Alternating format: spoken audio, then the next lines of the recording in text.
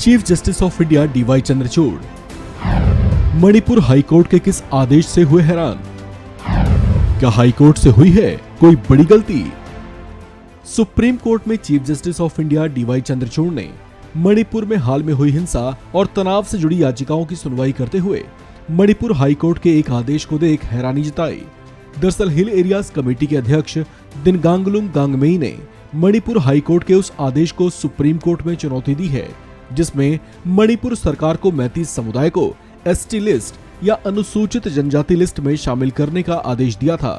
Manipur high court के ऐसे आदेश पर आश्चर्य जताते हुए चीफ जस्टिस चंद्रचूड़ ने एडवोकेट संजय हेगड़े से पूछा कि क्या उन्होंने मणिपुर हाईकोर्ट को यह नहीं बताया कि उनके पास ऐसा आदेश जारी करने का पावर नहीं है। दरअसल साल 2000 में खुद सुप्रीम कोर्ट ने ही कहा था कि शेड्यूल्ड ट्राइब या अनुसूचित जनजाति लिस्ट में किसी भी तरह का बदलाव करने का अधिकार सिर्फ देश के राष्ट्रपति के ही पास है।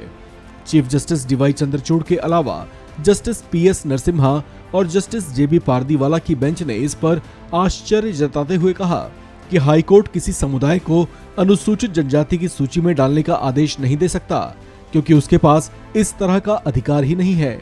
इस पर chief justice of India DY Chandrachud ने state of Maharashtra versus Milind के फैसले का जिक्र करते हुए कहा कि कोई भी राज्य सरकार, कोई भी कोर्ट, कोई ट्रिब्यूनल या अथॉरिटी अनुसूचित जनजाति की सूची में न तो किसी तरह का कोई बदलाव कर सकती है और न ही उसमें किसी भी तरह का संशोधन कर सकती है। ये फैक्ट साझा करते हुए chief justice of India DY Chandrachud ने मणिपुर हाईकोर्ट के अनुसूचित जनजाति की सूची से जुड़े आदेश पर कड़ी आपत्ति जताई।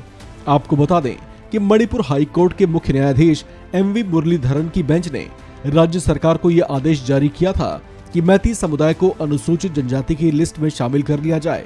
मणिपुर हाईकोर्ट के ऐसे आदेश के बाद ही मणिपुर के कोकी समुदाय ने इस बात का पुरजोर ढंग से विरोध किया था, जिसके बाद ये देखा गया कि इसके खिलाफ उठने वाली आवाजें धीरे धीरे उग्र होती चली गईं। यहाँ तक कि मणिपुर में ऐसी हिंसा भड़क उठी थी जिसमें कई लोगों की जानें चली गईं, जबकि बहुत बड़े पैमाने पर संपत्तियों को भी नुकसान पहुंचा। हालात ऐसे हो गए थे कि उसे नियंत्रित करने के लिए कर्फ्यू तक लगाना पड़ गया था। गौरतलब है कि चीफ जस्टिस चंद्रचूड़ ने मणिपुर में हिंसा की वजह से हुए जान माल के नुकसान को लेकर चिंता जताई थी।